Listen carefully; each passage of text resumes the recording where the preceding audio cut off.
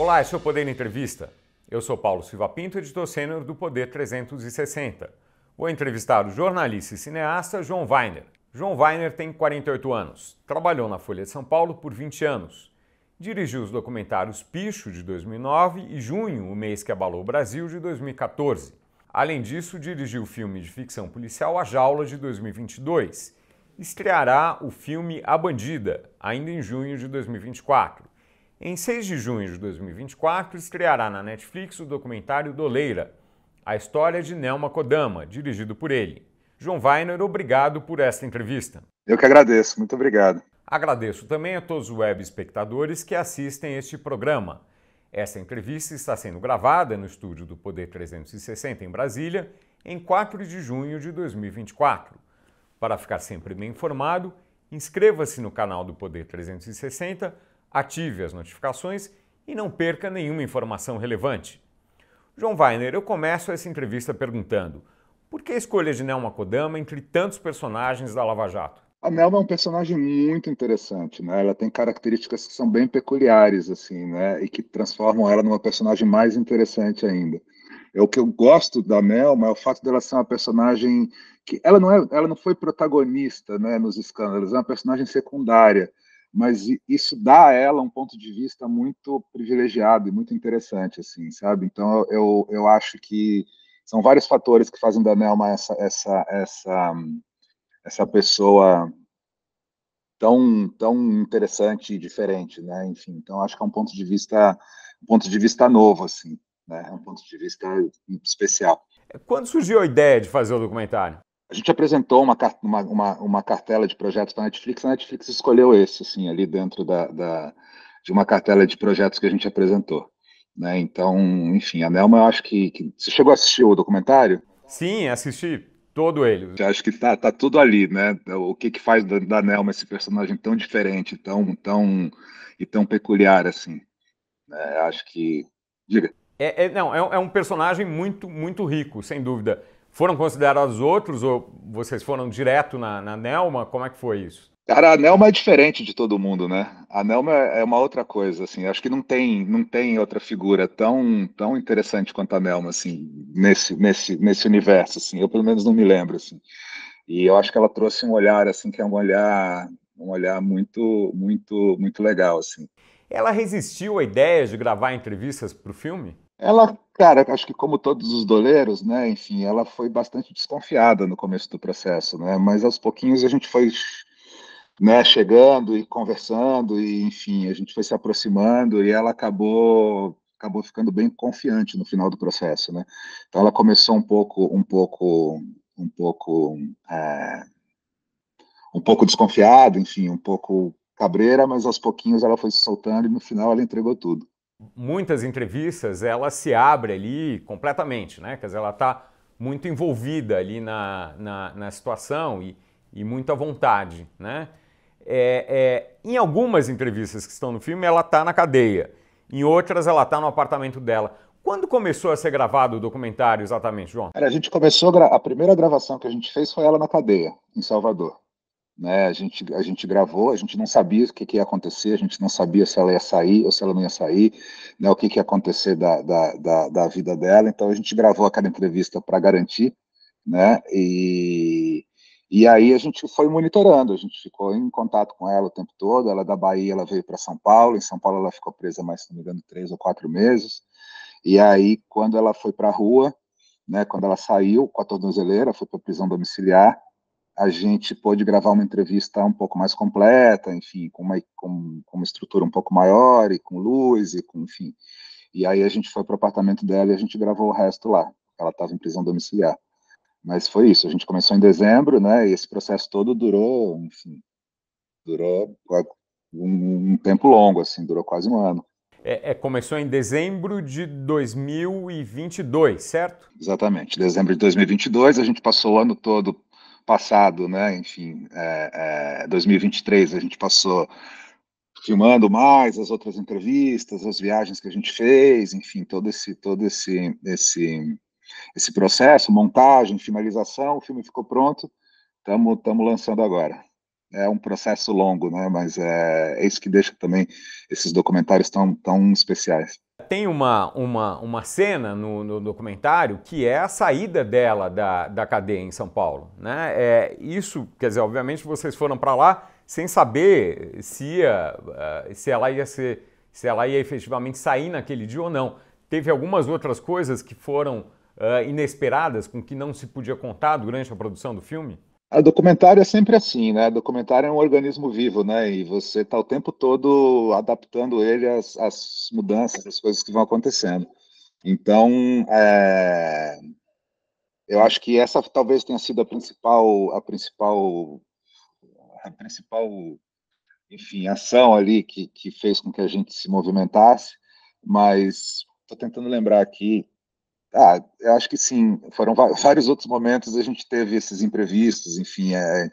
Mas acho que o principal foi esse mesmo, da saída dela da cadeia. A gente não sabia quando ela ia sair, se ela ia sair ou não, tanto que a gente estava filmando as cenas com os atores ao mesmo tempo, né, aquelas reconstituições. Tanto, né, no dia que ela saiu, a gente estava com a equipe toda mobilizada nas cenas com os atores, enfim, a gente teve que se dividir em duas equipes e conseguir mandar uma equipe para lá e passar o dia lá esperando ela sair. Eu não estava no momento da saída, eu acabei ficando com os atores, que a gente estava com uma sequência de cenas muito importantes ali para fazer, né? Mas o documentário é sempre com emoção, né? Nunca é simples. João, houve algum grande obstáculo durante a produção do filme? Cara, eu acho que os obstáculos normais, assim, de uma produção dessas, assim, sabe? Eu acho que são muitas dificuldades que a gente passa, muita coisa, mas putz, depois que o filme ficar pronto, é um prazer tão grande que você nem lembra direito das adversidades, das dificuldades que você passou, você só lembra daquilo que está impresso na tela, que é o que fica, assim, né? Mas a Nelma é uma pessoa bastante, com uma personalidade muito forte, né? Uma pessoa que impõe a personalidade dela. Então, a gente tem que sempre foi negociando, sempre com cuidado, com carinho, enfim, com delicadeza, tomando todos os cuidados que a gente precisa tomar, e ela acabou entrando no filme e ela veio com tudo. Quando a Nelma veio, ela veio com tudo. Aí quando ela abraçou o filme, aí todos os problemas se acabaram. Assim, a gente conseguiu, né, trabalhar de um jeito legal. Houve restrições que ela fez, que ela pediu, enfim, que ela propôs durante a produção do documentário? Eu vi que não tem ninguém da família dela, por exemplo, ali. Tem os amigos, mas não tem ninguém da família. Não sei se isso é uma coisa que ela talvez tenha dito que não queria. Ela não botou nenhum tipo de restrição no filme, nenhum tipo de restrição. A família não quis falar, né? A família não está no filme porque eles não quiseram falar, acharam que não era interessante para eles, enfim, eles não quiseram falar. Mas a Nelma foi totalmente, pode falar do que quiser, pode falar de tudo, não tenho medo de responder nenhum tipo de pergunta. Então, ela não botou nenhum tipo de restrição, não.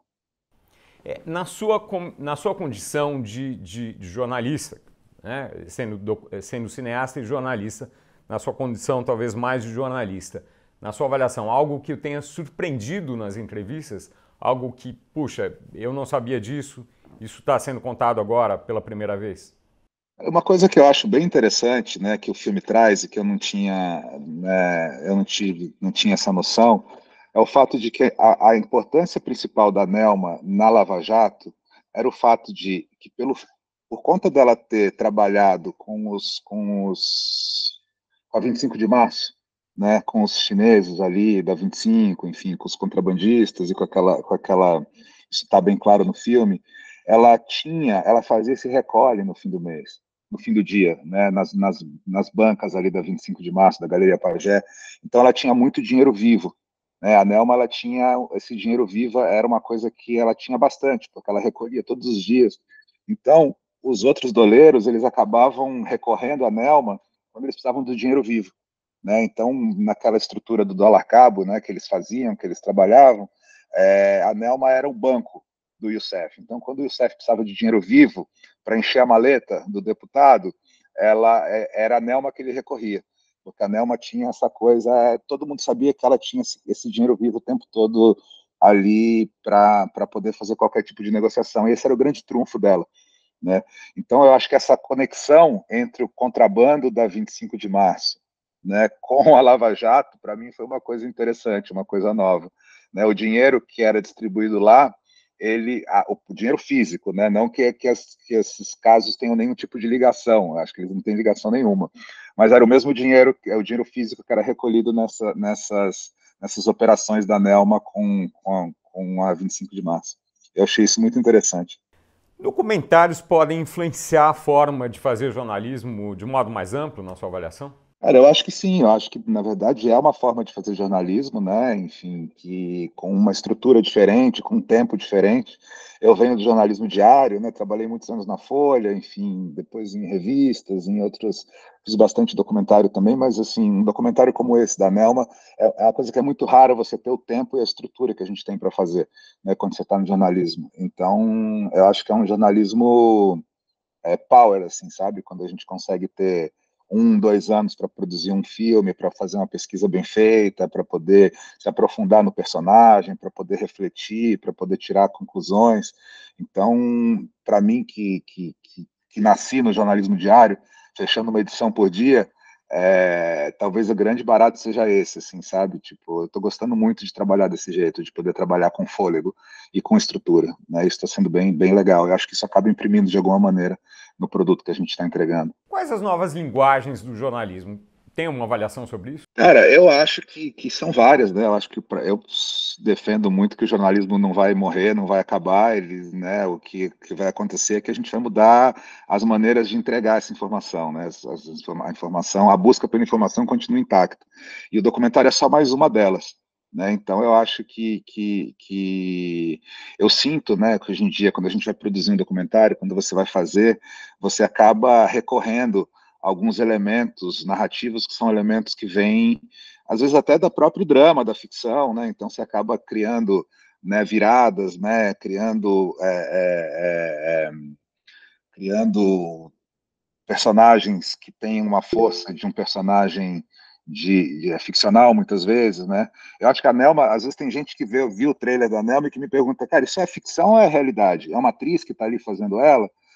Então, eu acho que essa é uma das forças dessa linguagem nova do jornalismo, né?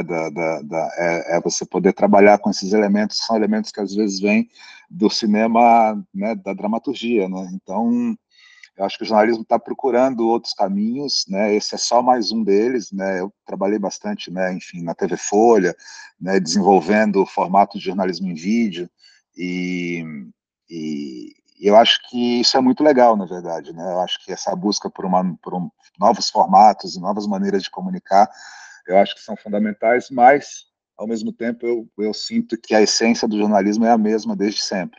Né, que é de você pegar uma boa história, encontrar uma boa história e contar ela bem, né, contar ela de um jeito que as pessoas se interessem. Então, acho que isso pode funcionar tanto num vídeo pequenininho de TikTok, quanto num documentário de 1h40, de 1h30, né, na Netflix. A essência é a mesma, né, a gente vai mudando um pouquinho as ferramentas e a maneira de contar, a gente vai acrescentando elementos da época que a gente está vivendo.